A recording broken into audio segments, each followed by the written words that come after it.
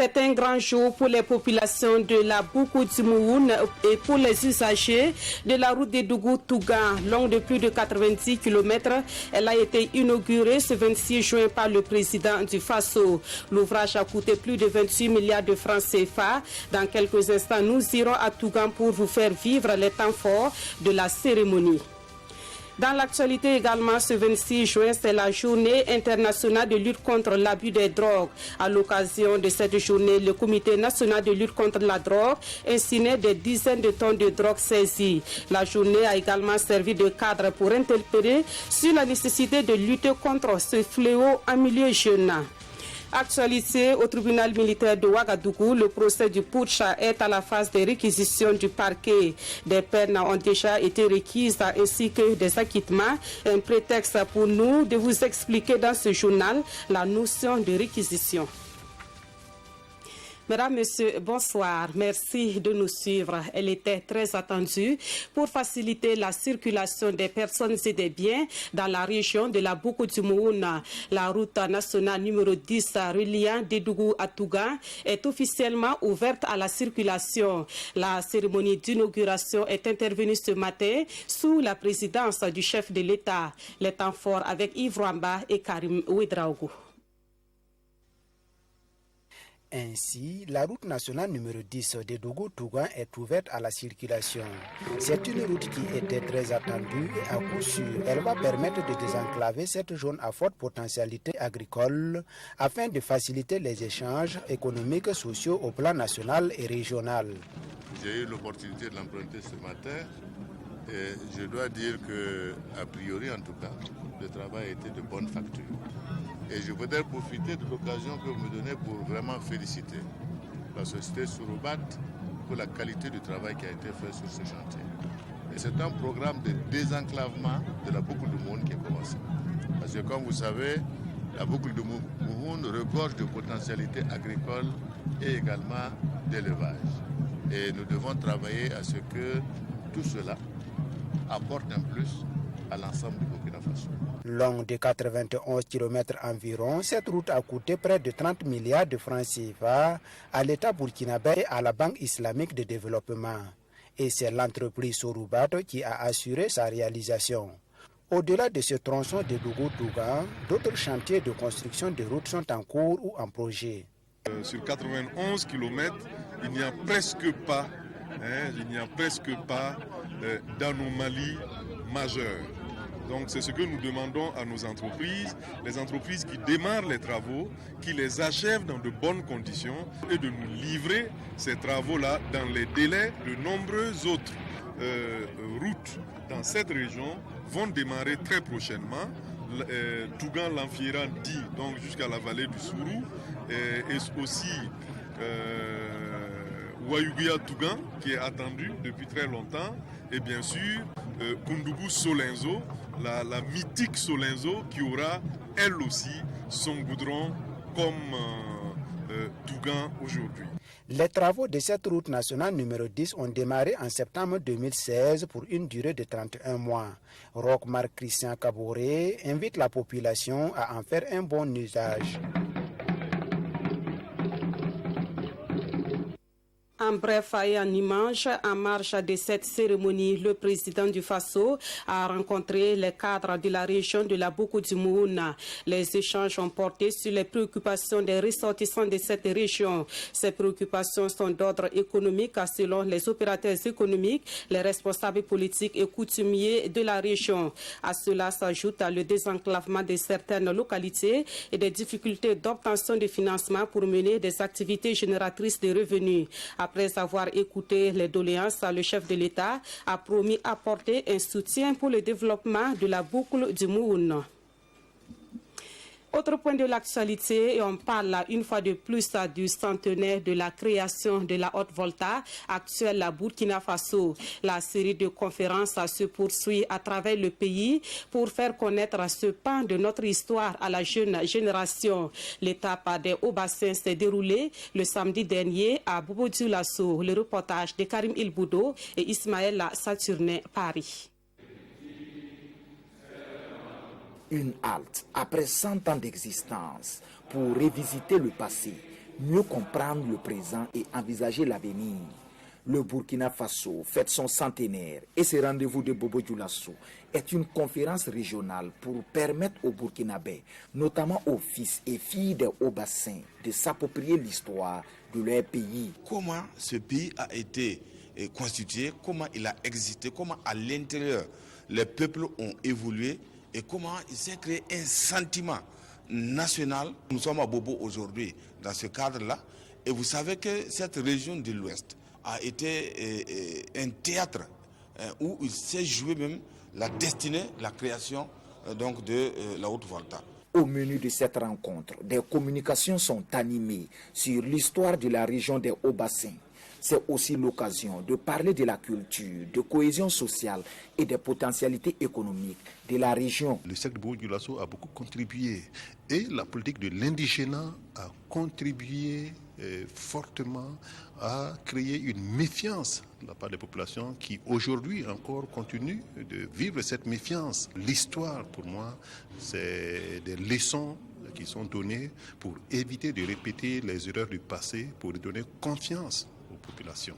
Placé sous le thème de la création de la Haute-Volta à la construction de l'État-nation, leçons et défis, cette commémoration du centenaire du Burkina Faso est une aubaine pour les autorités politiques de rappeler la nécessité de vivre ensemble. Actualité dans le milieu de la santé et nous parlons de la campagne de distribution de moustiquaires imprégnés à longue durée d'action.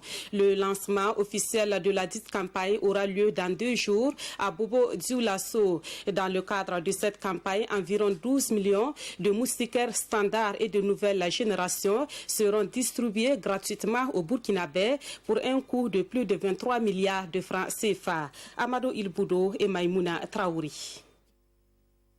Initialement prévue pour le 14 juin, la campagne nationale de distribution universelle de moustiquaires imprégnés d'insecticides à longue durée d'action sera lancée officiellement le 28 juin à Bobo Dioulasso. Plus de 12 millions de moustiquaires seront distribués gratuitement. La première phase, c'est du 29 juin au 3 juillet 2019 dans 9 régions qui vont distribuer des mildas standards. Et la deuxième phase de distribution va intervenir en octobre 2019 dans les régions des Cascades, la Boukou du Moun et du Sud-Ouest pour la distribution de mildas de nouvelle génération. Les moustiquaires qui sont utilisés dans les 4 régions, notamment au bassin Cascades, Sud-Ouest et Boukou du Moun, sont adaptés aux moustiques qui sévissent dans ces zones-là. Les animateurs de cette conférence de presse précisent le dénombrement des ménages a dégagé un dépassement de population de 18%, ce qui impose une réduction des moustiquaires à servir par ménage. Tout compte fait, cette campagne devrait permettre de porter à 80% le taux d'utilisation des moustiquaires par les populations d'ici à fin 2019.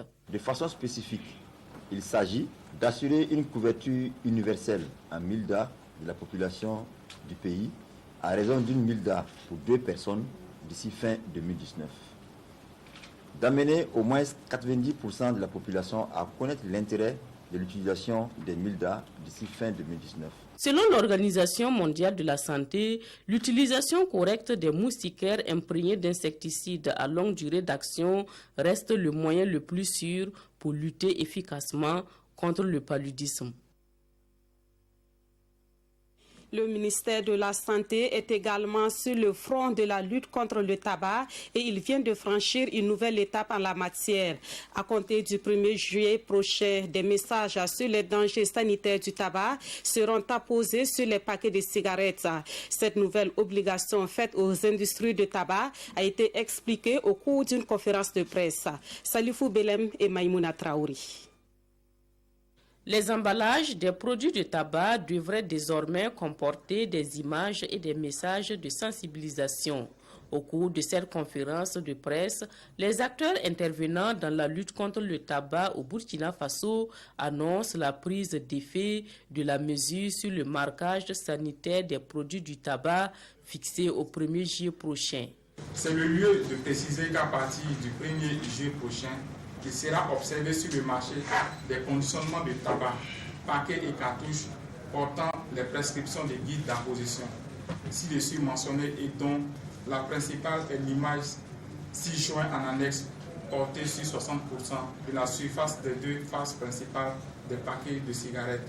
Cette mesure entre en garde pour réduire le caractère attrayant pour le consommateur. Elle permettra aussi d'augmenter la visibilité et l'efficacité des mises en garde sanitaires sur les conditionnements. Elle devrait aussi empêcher la publicité et la promotion de la consommation à travers les emballages. L'un des partenaires de la douane dans le domaine des importations, c'est bien le laboratoire national de santé publique. Ce laboratoire est chargé de livrer des certificats de conformité ou de non-conformité pour autoriser ou interdire l'entrée d'un produit sur le territoire national. Et dans le but de remplir correctement leurs missions respectives au bénéfice des consommateurs, les deux parties sont en concertation à Ouagadougou. Plus de précisions sur la rencontre avec Aruna Mari. C'est un partenariat qui se dessine entre l'administration douanière et le laboratoire national de santé publique. Ces deux structures étatiques ont pour tâche le contrôle des produits de divers ordres, des missions voisines parfois complémentaires que le laboratoire et la douane veulent raffermir. Cela passe ici par une meilleure connaissance mutuelle. Cette collaboration a démarré il y a belle lurette et elle se poursuit. Et nous avons souhaité justement enraciner cette collaboration en trouvant ensemble des cadres de concertation permanente pour pouvoir trouver des réponses idoines aux questions de sécurité sanitaire qui sont de plus en plus récurrentes dans notre pays et qui sont liées à l'importation de certains produits. Le laboratoire national de santé publique est un de nos partenaires les plus importants. Nous avons une cartographie de nos partenaires. Il faut nécessairement un certificat du laboratoire national de santé publique. Tant que ce certificat ne figure pas parmi les documents qui ont été joints, les vérificateurs ne peuvent pas dédouaner la marchandise. La rencontre offre l'occasion aux représentants de ces deux structures de présenter tour à tour leurs services et ses missions. Ces présentations ont donné lieu à des échanges d'enrichissement mutuel. Une visite des locaux a également permis aux personnes des douanes de mieux s'imprégner des conditions de travail dans ce laboratoire de référence. Autre titre de l'actualité, le 26 juin de chaque année est la date retenue pour la journée internationale de lutte contre l'abus et le trafic des drogues. Et pour marquer cette journée, le Comité national de lutte contre la drogue a procédé à l'incinération de plus de 35 tonnes de stupéfiants et de médicaments prohibés. Il faut noter que le thème national de cette journée porte sur la responsabilité des acteurs dans la lutte contre la drogue en milieu jeune. Kafando et Oumoussi. Plus de 35 tonnes de drogue et de médicaments prohibés sortis du marché et incinérés ici à l'occasion de la 32e journée internationale contre l'abus et le trafic de drogue. Du cannabis, de la cocaïne, mais aussi de l'héroïne saisie les mois précédents partent ainsi en fumée. Ça fait un certain nombre d'années qu'on n'a pas réussi à incinérer. Ce que nous avons ici, les 35 tonnes et quelques, c'est des drogues qui étaient dans nos magasins depuis longtemps. Donc ça ne représente même pas le quart des produits que nous avons. On a simplement enlevé, on peut dire que c'est un échantillon qu'on a enlevé pour pouvoir incinérer aujourd'hui. Et dans les jours à venir, le reste des stupéfiants stockés dans les magasins seront incinérés selon le secrétariat permanent du Comité national de lutte contre la drogue. Pour le compte de l'année 2018, ce sont plus de 10 tonnes de cannabis, 5 grammes de cocaïne, 18 kg d'héroïne et 75 tonnes de médicaments prohibés qui ont été saisis.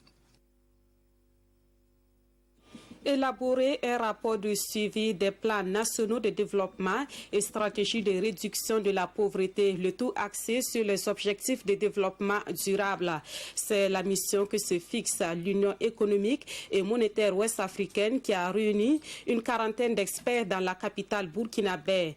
Le document qui sera élaboré servira de référentiel pour le suivi des actions des États de l'UEMOA pour l'atteinte des ODD. Plus de précisions avec Alidou Badini et Aruna Mari. C'est une rencontre annuelle sur les revues des stratégies de croissance inclusive et les plans nationaux de développement des pays membres de l'UEMOA. La réunion marque également le lancement de l'élaboration du rapport sous-régional de suivi des objectifs de développement durable. Ces experts de 8 pays de l'Union vont ensemble définir les bases de la production et de la diffusion de ce rapport afin de mettre en évidence l'impact économique des politiques publiques sur les conditions de vie des populations. Voir un peu est-ce que les interventions que nous faisons sont en ligne de mire avec les objectifs de développement durable du système des Nations Unies et de l'agenda 2063 de l'Union africaine. Depuis 2007, le PNUD et l'UMOA sont dans une dynamique partenariale à travers le projet stratégie de développement et finances publiques. Une collaboration également axée sur la réforme du cadre harmonisé des finances publiques. C'est un rapport qui va d'abord aider au niveau de la définition des politiques, ça c'est un.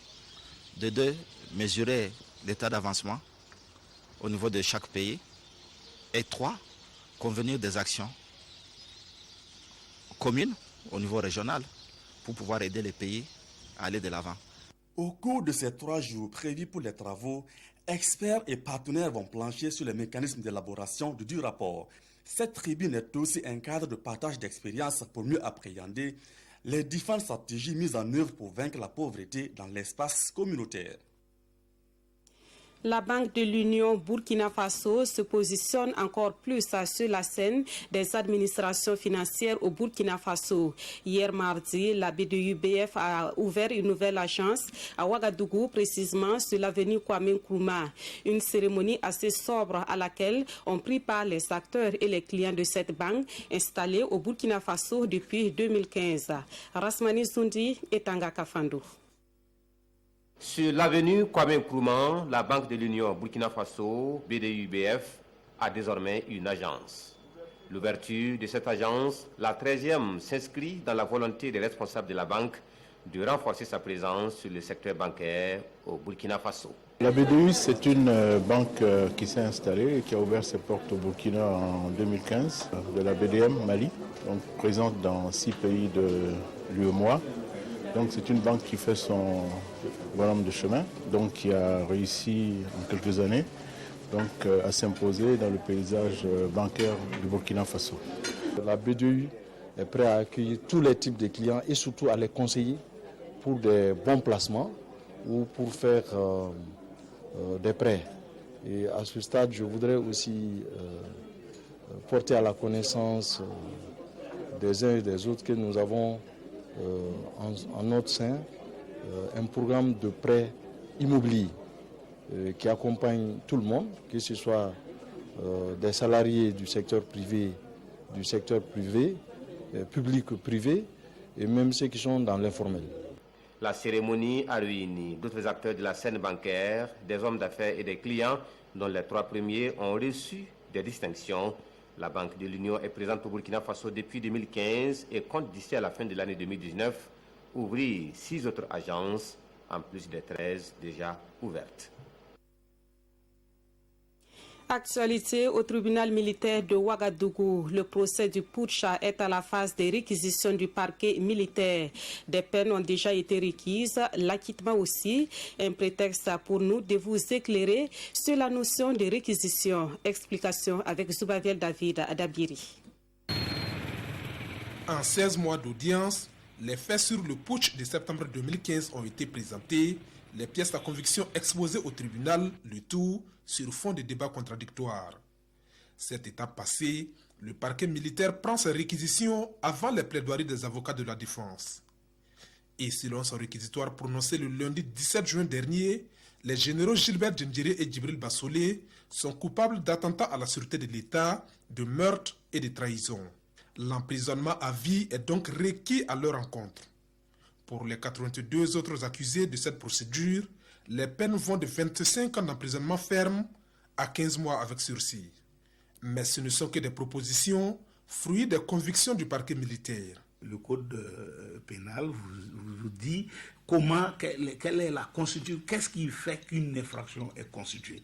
Et si ces faits ce sont ces faits-là que le procureur, quand il va prendre ses réquisitions, va tenter de démontrer que, en tout cas, il reste convaincu que les faits, tels que l'instruction telle qu'elle a été menée, le réconforte dans sa conviction que l'intéressé, l'accusé qui est devant lui, est auteur et donc celui qui a commis l'infraction.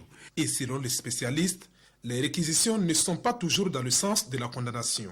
Il se peut que le tribunal, au regard donc de l'instruction, au regard de tout ce qui s'est passé, les témoignages et autres là, soit convaincu, cette fois-ci, que les faits qui étaient reprochés à l'intéressé, à l'accusé depuis le début, ne sont pas constitués.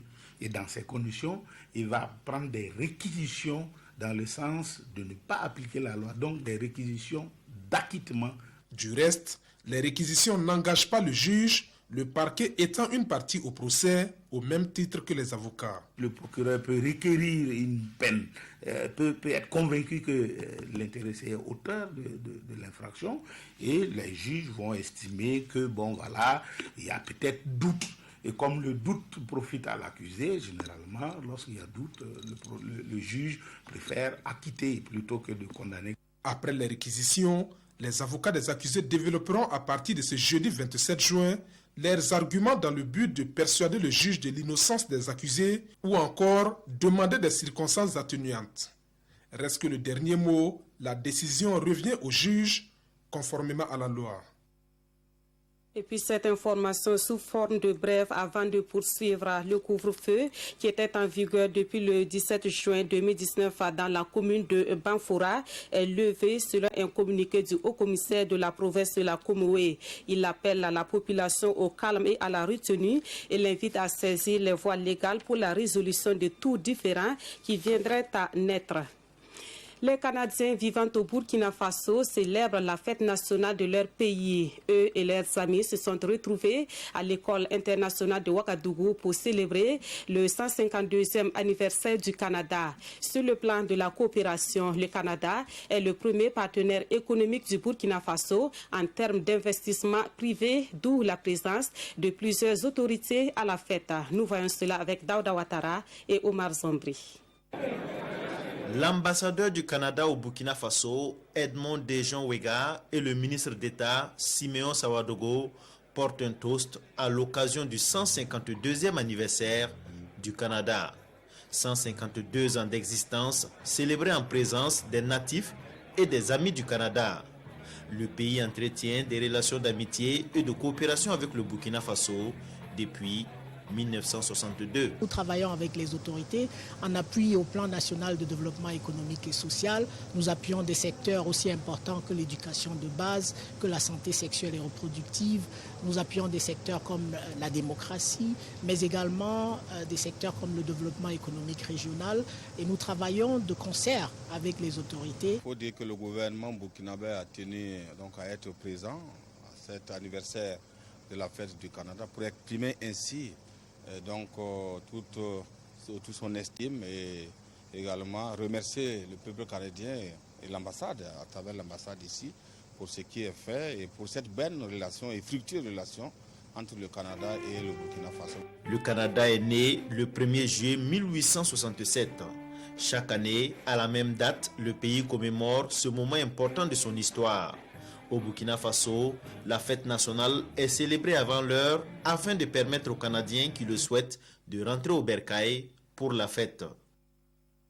Et puis on termine ce journal avec cette triste nouvelle. Le général Bila Jean-Gérard Zagré n'est plus celui-là même qui a occupé de hautes fonctions dans l'armée est décédé ce 26 juin à l'âge de 94 ans. Paix à l'âme du disparu. Nous reviendrons bien sûr sur cette information dans nos prochaines éditions.